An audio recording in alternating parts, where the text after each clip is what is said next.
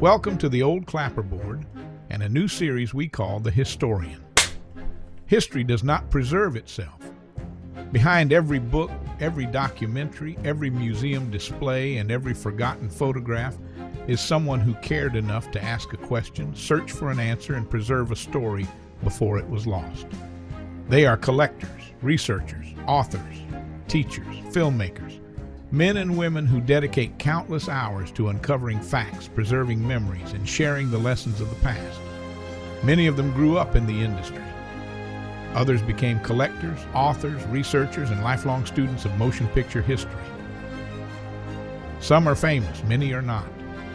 Yet without them, much of what we know about the golden age of Hollywood and the people who created it would disappear into the dust of time. Here on the old Clapperboard, we'll meet some of these extraordinary individuals. We'll hear their stories, learn about their work, and celebrate their contributions to preserving our cinematic heritage. These are their stories. These are the historians. Hello and welcome to our first episode of The Historians. I'm J.D. Whitney. History has a way of slipping away unless someone else has time to preserve it. We are proud to recognize three individuals dedicated to preserving our motion picture heritage. So let's get started.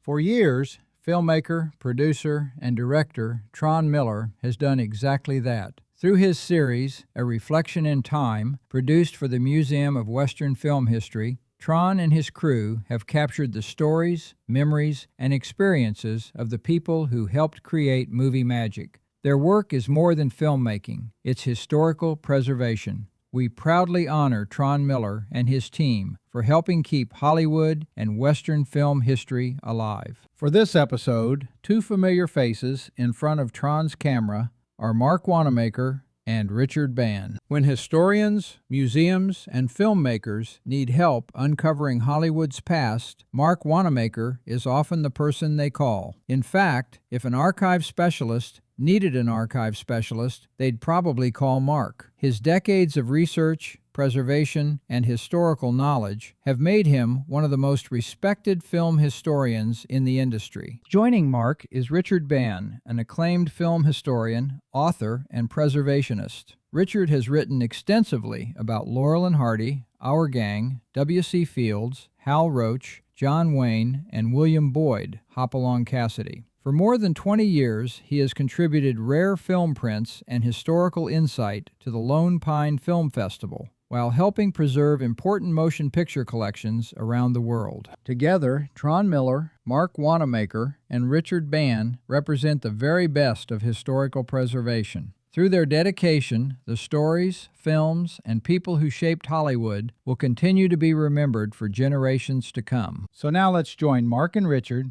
as they talk about a place where movie history lives in the eastern Sierras of California. Yeah, I'm Marc Wanamaker. I'm a historian on the history of Hollywood, film industry, Southern California, and how all of this intertwines together. And this museum of Western History, basically is located here in Lone Pine at the Alabama Hills, which was a major film location for many, many, many years, over 100 years. And to this day, with Django Unchained, for example, still being used, because the topography here is so unusual, so abstract, that it makes a perfect background for any film. As you can imagine, that's from anywhere in the world, including alien worlds with Star Trek and things like this. So this museum was built here to honor all the famous B-Western stars that worked in this area. And I, of course, have expanded that to filmmaking in general, being made in the Owens Valley under the, I would say, right under the canopy of Mount Whitney, which is right above us, which was a major tourist attraction, still is to this day, which attracts people from around the world. Now, right over the hill, the mountain to the east of us is Death Valley. So we have the Sierra Mountains, Mammoth, where the great skiing is. We have, of course, this is the Highway 395, leads straight up to Lake Tahoe and Nevada and Virginia City and Reno. So this is kind of like a stopping point for all the movie people because of the unusual place where they would film. So I am a historian of all this, and I have an archive. It's called Bison Archives, which really is a research library on the history of the film industry, as I just explained, and all the locations and places where they used to shoot films. So that's why I'm here, and I'm here all the time to do programs to highlight interesting things about the filmmaking, westerns, or Lone Pine itself. So all I can say is I came here as a kid, and I'm still here as an adult. My connection to Lone Pine begins with Packy Smith. Now, Packy Smith was a very important figure in the history of this festival and the history of this museum. We lost him in 2017. He was somebody who didn't seek a lot of attention. He wasn't a glory hound, but he was very important. He was with Dave Holland when this festival was created, and he is an author, or was an author, and a publisher. And I knew him going back to the late 1970s. And there's a book that was authored by a man named Tron Miller, who worked for Walter Cronkite of CBS News. He had a perfect memory. He remembered everything that he saw. And he wrote a book called The Hollywood Corral. And it was published by a lifelong friend of mine named Leonard Maltin. And Packy, when he wanted to start a publishing arm, came to me and said, "You're a close friend of Leonard Maltin. I'd like to reprint Hollywood Corral. And I want you to talk to Leonard and see if we can make a deal for that purpose." And I said, well, even better than reprinting Tron Miller's original Hollywood Corral, why don't we talk to our friends who are Western, Western experts and commission special essays for each of their respective expertise. And I said we should also try and get, and we did get, both Roy Rogers and Gene Autry to write a foreword and a backward and an afterword to this book.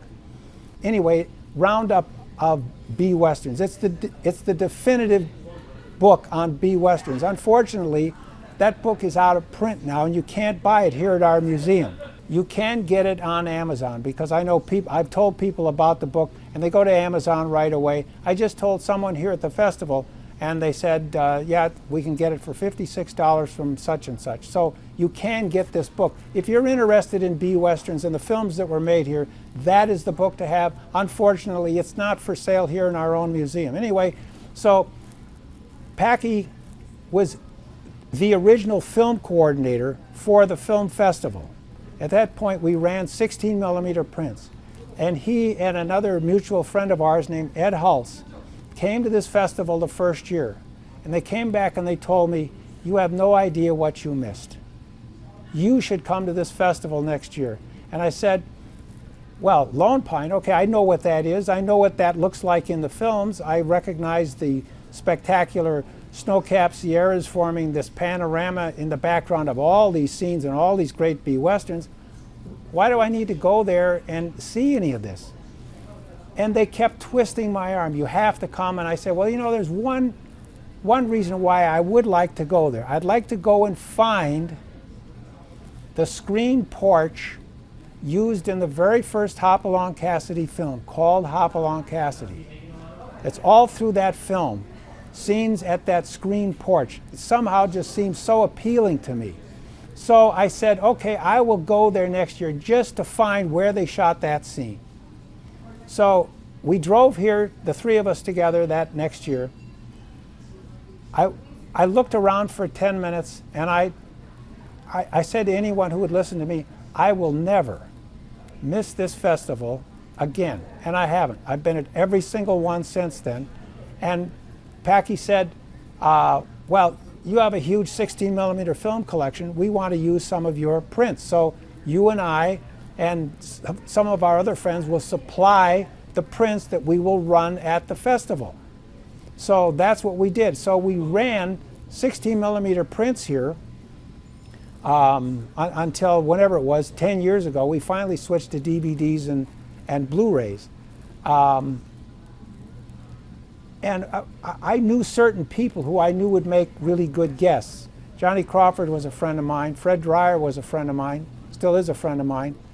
And after William Boyd died in the early 1970s, his company, William Boyd Enterprises, was the subject of some film piracy.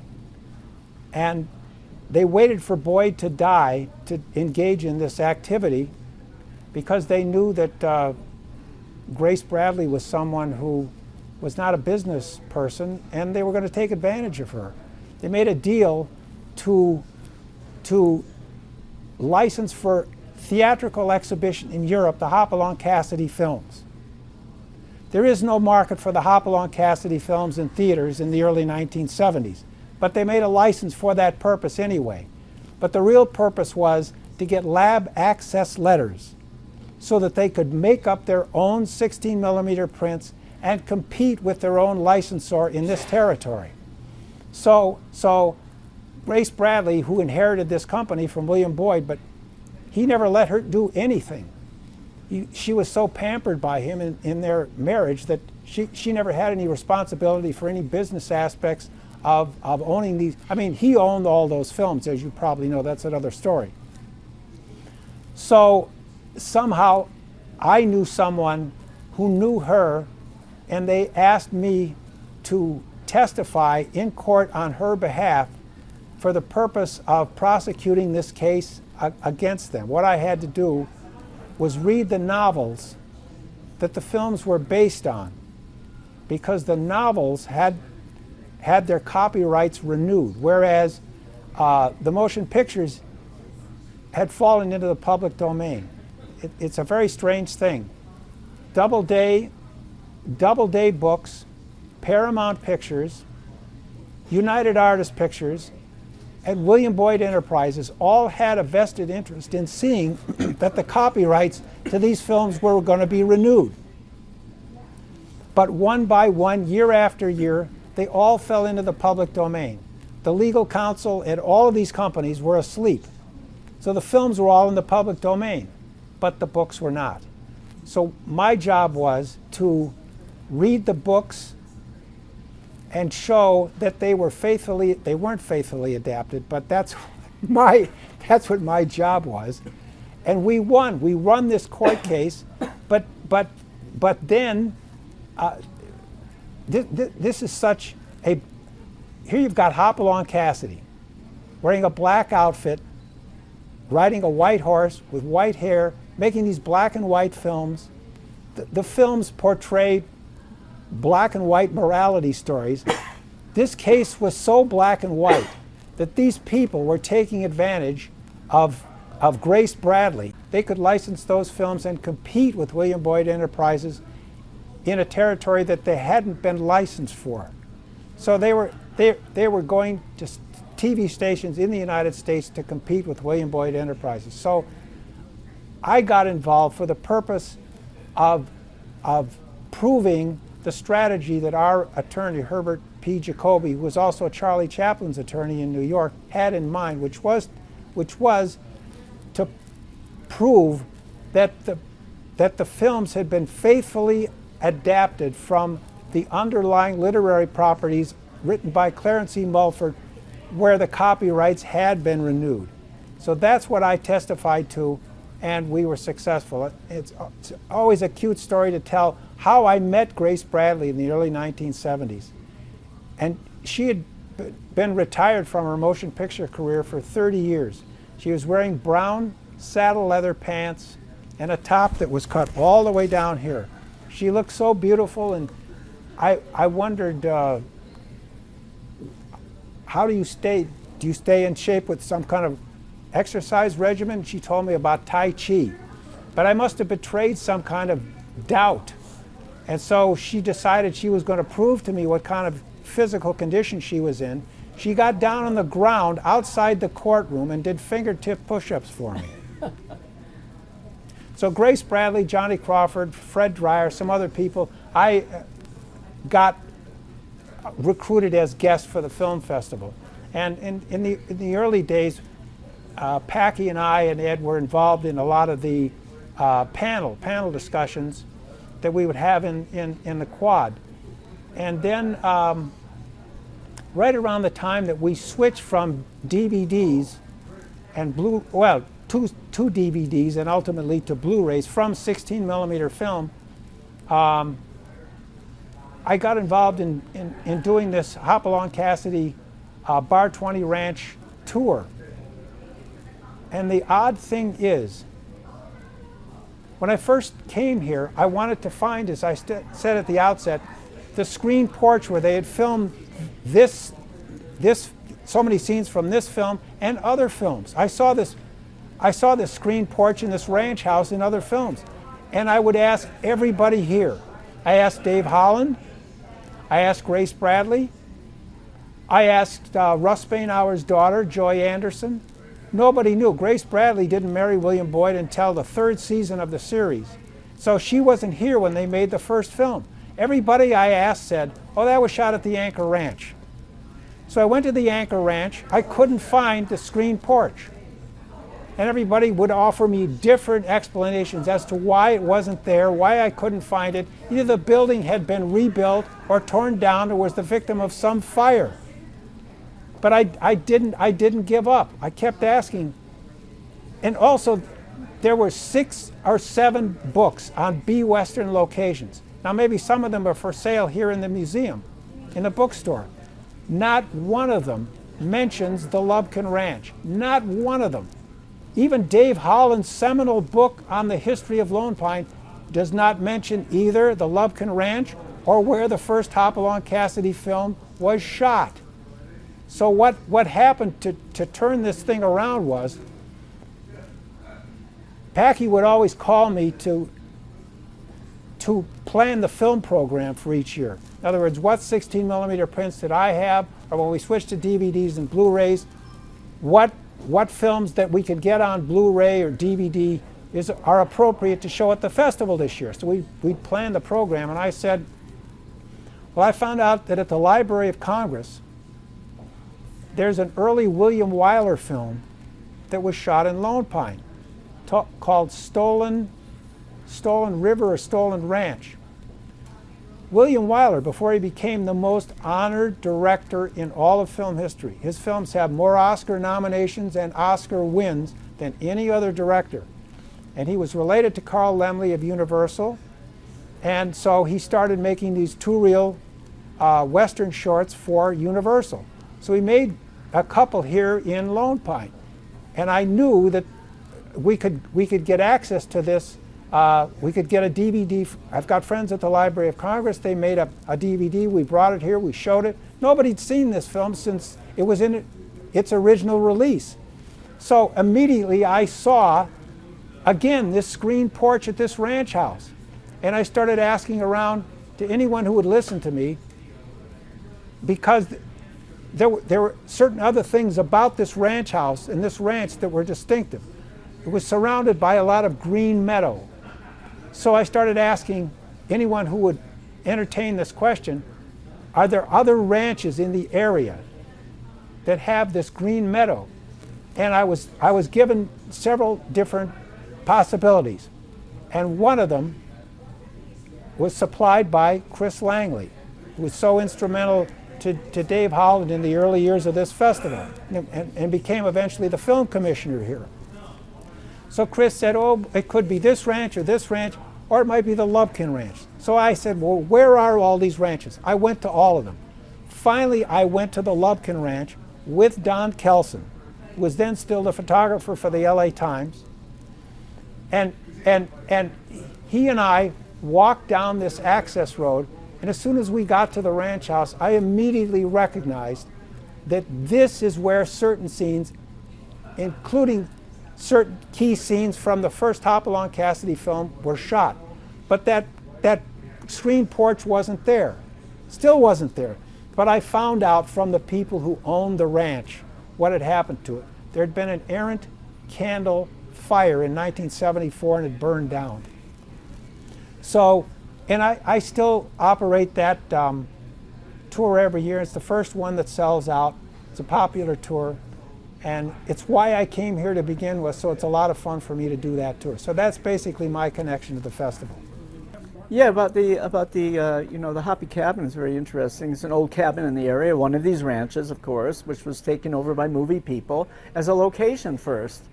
And for years and years they used this, and they knew where that one was, at least, right? But there were very few photographs of it, really. You see it in the films, in many of these different films. But it wasn't until that Dick got me onto this, I just could not get enough of this ranch house.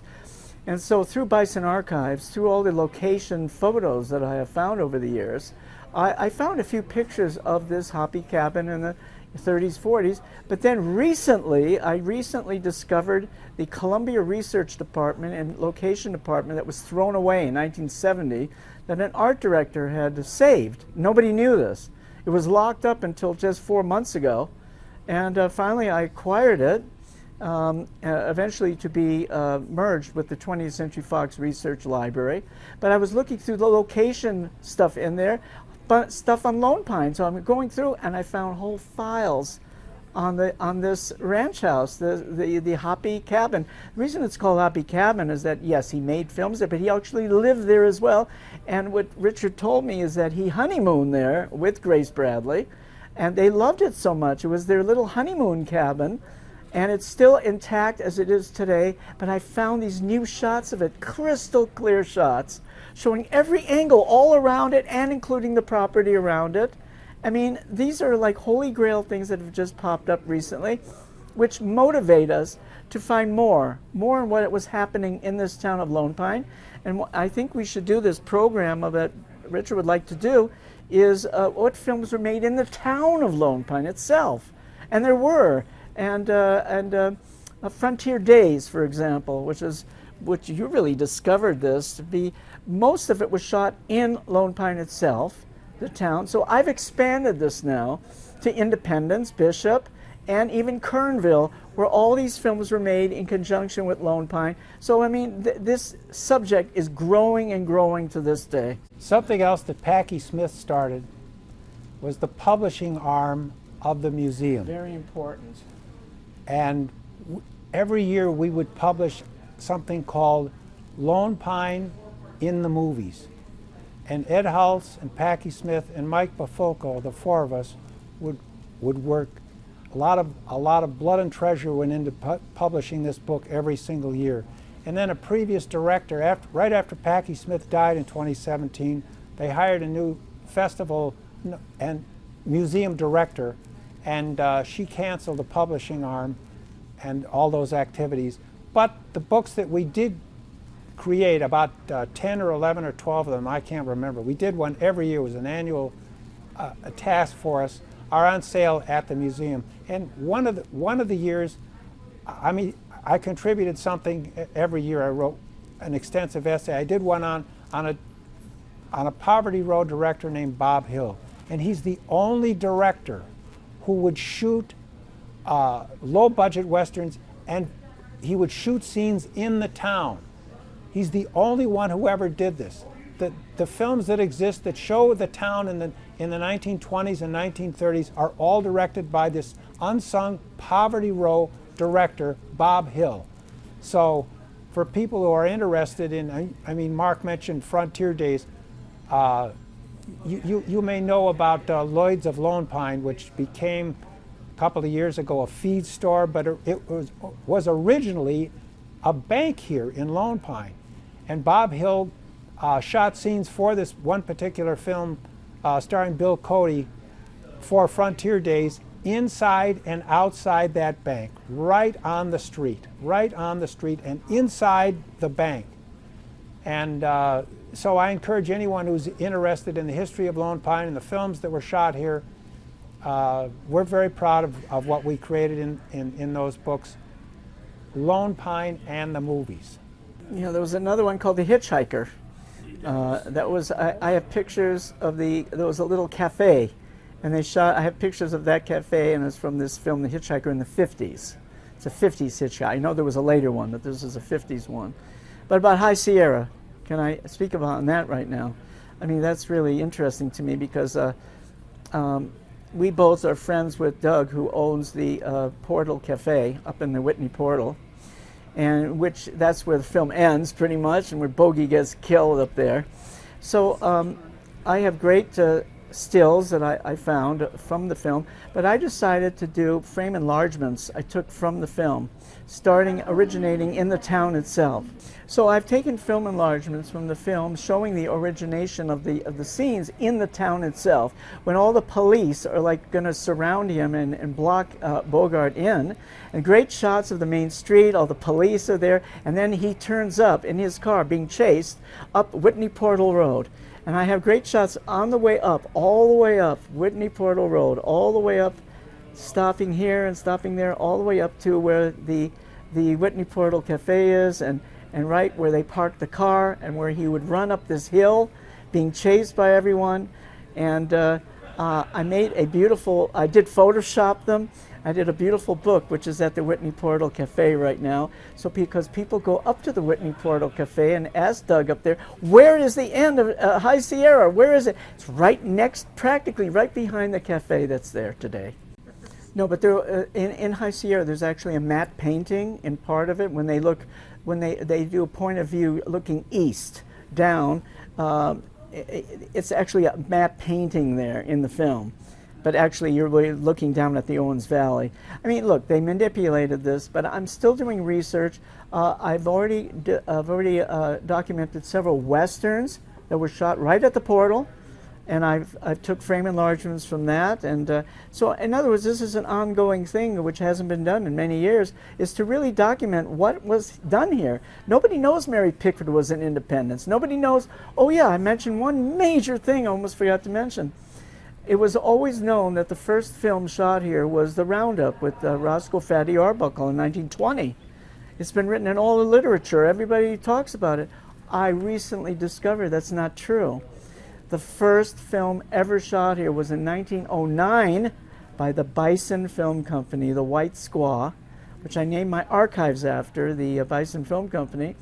And I found a picture of them in Moving Picture World in 1909, right by the Lone Pine train station, the Keeler train station as it was known, but it says Lone Pine on it. And wow, I mean, this was a revelation. But it's only a short, and it's lost. Well, that's the point, is that the Roundup really would be considered the beginning of the Westerns being made in the tradition. The first film of any importance. Yes, to be made in the Owens Valley. But this is really important, the first film. And it's all connected to Mulholland, William Mulholland, and the aqueduct, and the digging out of the rivers and of the lakes out here, and of course the DWP taking over everything.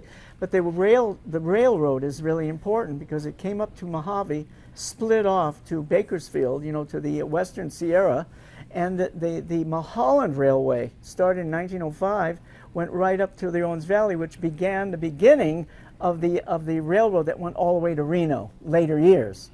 Yeah, the Owens Lake is one of the most important lakes in the whole Owens Valley. That's where all the water which comes out of the eastern Sierra, down from Whitney Portal and other sources, go down this incredible river. It was all volcanic. It was a volcanic area, basically. It was pushed up and then went down and to make this valley. But you can see all the volcanic remnants of all these spouts and old volcanoes that used to be here when you come up Highway 395. Now, the Owens Lake basically was a collection point. It was a lake that was at least 15 feet deep, no, 30 feet deep. 30 feet deep. 30 feet deep. They actually had a paddle wheeler on there because they would take the ore from the different mines in the Death Valley side and in the Eastern Sierra side to Keeler, which is was a little town there, which is where the paddle wheeler was. And they would take this, and eventually when the Mulholland Railway was put in, that would take it all the way to the Mojave Junction and Tehachapi and all this area and distribute it.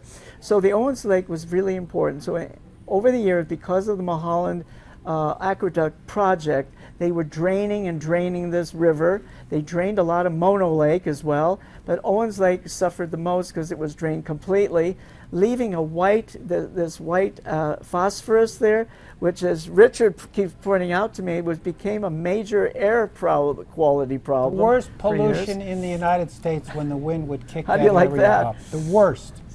So when we were here last year after the rains, Owens Lake had water in it again after 50 They're years. irrigating it. It was incredible to see.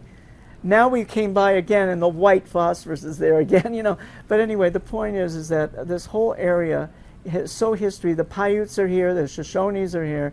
I mean, it's been constantly taken over and everything, but the movie history is what we are trying to promote that still stays. The great tradition of what was shot here, the famous people that were here, the movies that were here, not just Westerns, but all these other films that were made here as well. So, I mean, it's an exciting thing to have this museum here and to get the public to get interested, to know the history and the tradition of what was going on in the Owens Valley, particularly in Lone Pine.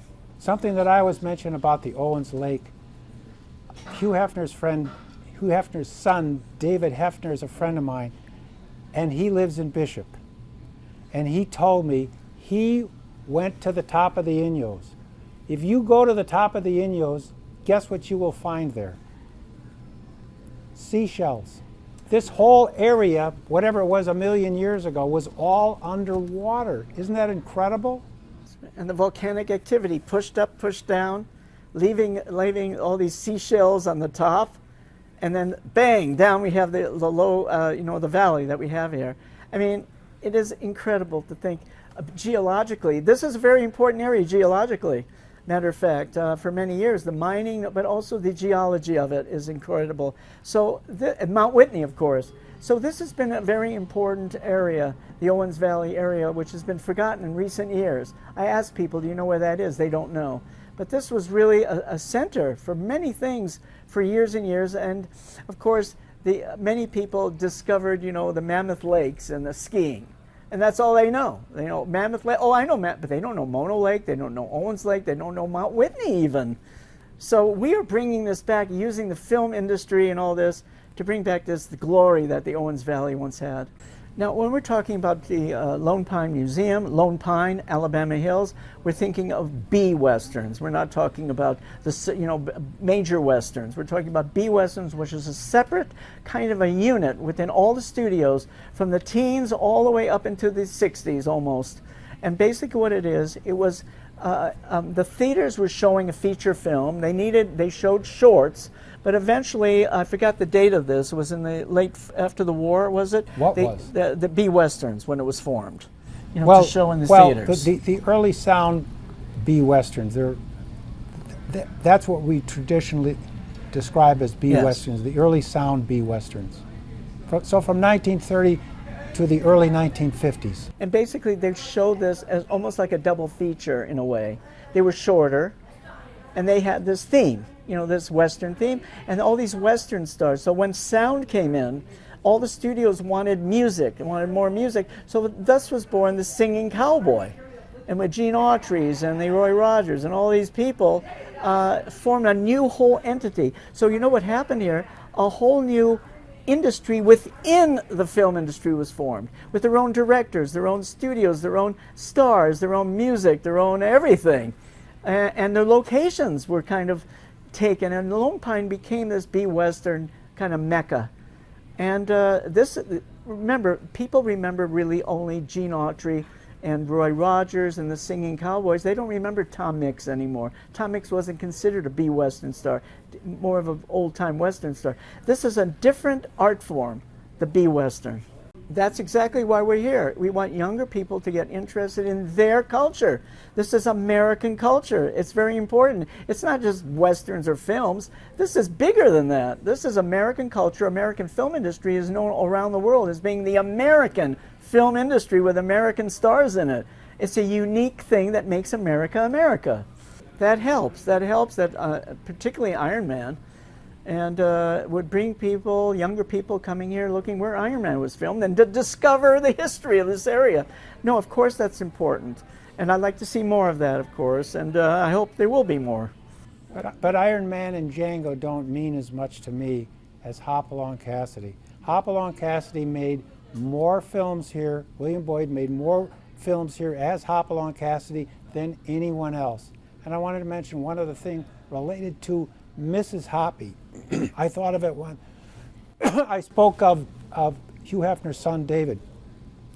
the inspiration for what became Playboy magazine were three actresses that Hugh Hefner watched in darkened movie theaters in the 1930s.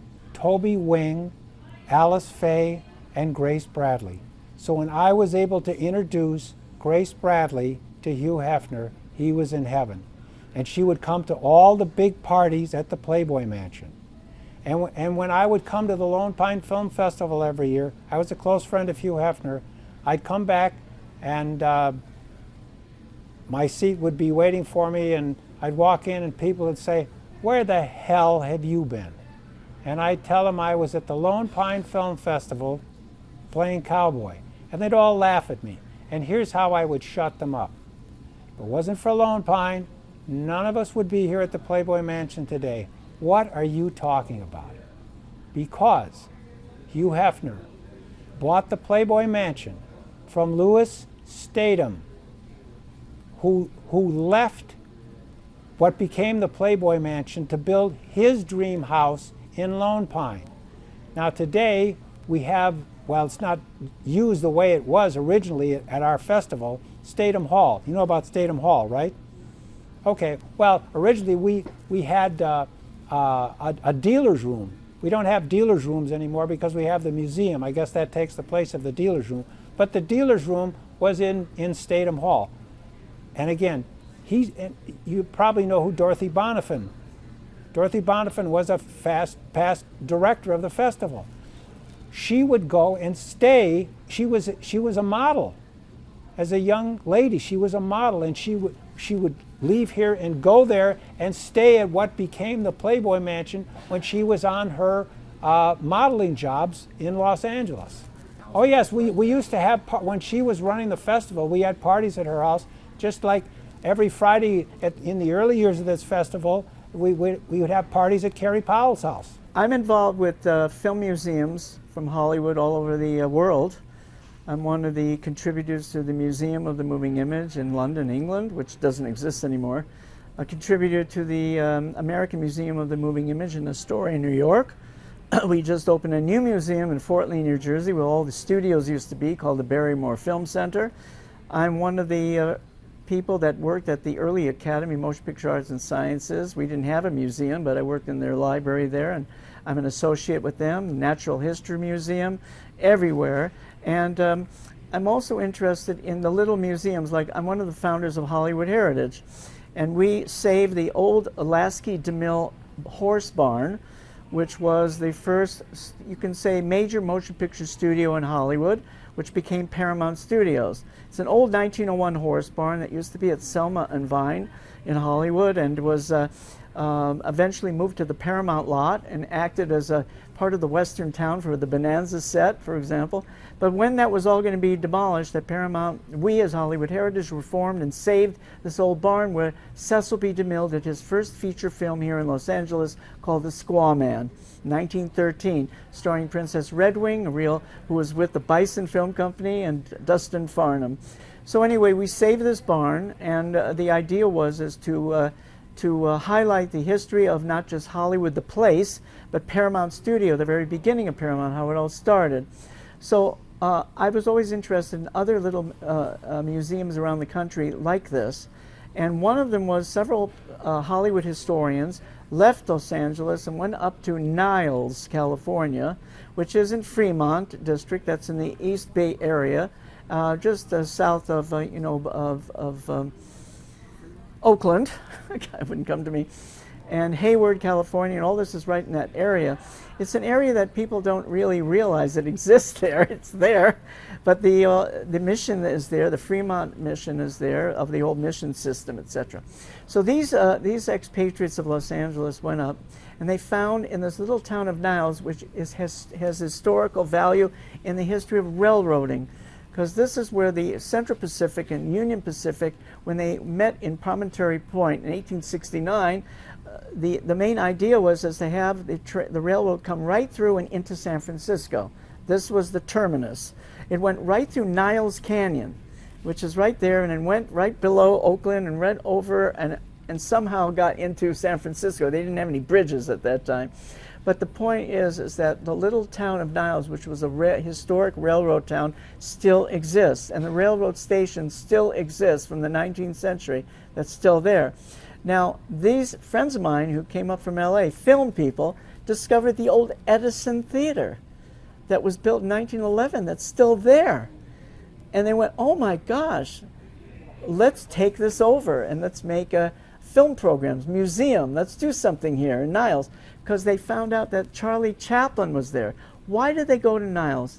They didn't go there because of the railroad. They went there because the S&A Film Company of Chicago settled in there to make their Western films with who? Bronco Billy Anderson, the very first cowboy star in films, who was the man that was shot down at the great train robbery in 1903 when they were robbing the train. So that was Max Aronson, who later became Bronco Billy Anderson. So they went there and they thought, oh my God, Chaplin was here. Bronco Billy Anderson was here. And that they settled in creating the Niles S&A Film Museum. Yeah, what S&A means, it's really S and A, Spoor and Anderson. Now Mr. Spoor was an inventor. He started inventing certain cameras, special effects in the earliest days of the film industry, and he hooked up with this Max Aronson, who was an actor pretty much, and they had this idea of putting a new studio together to do all kinds of different films in Chicago. That was the main thing. And they had great funding, and they built a giant studio complex in Chicago, not too far away from the Selig Polyscope Company, which was really the first major company in the Midwest, and eventually it was the first studio in Los Angeles, was the Selig Polyscope Company. Yes, S&A had a branch in Los Angeles as well. But the point is, Westerns was a big deal in this period. We're talking 1908 to 1911, around this time. And they decided to send people westward, like they did from New York. The Nestor Film Company, the first studio from New York.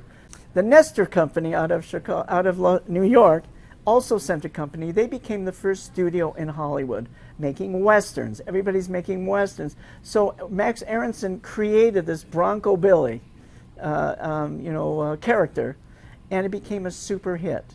Now, they became super rich. So by 1914 or so, they hired Chaplin, who was already on his way up.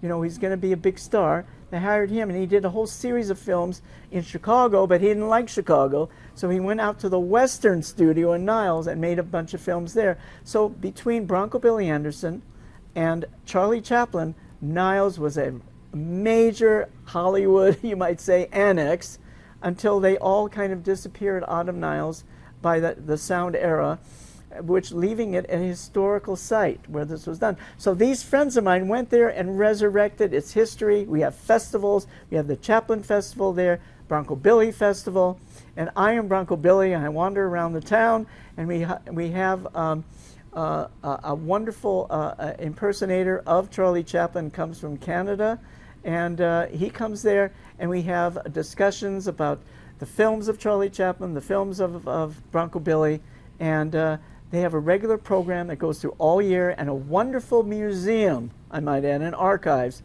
that was put together over many years, which is really first class. It's small, but it's first class. So this is why we go there. The town itself is picturesque, wonderful.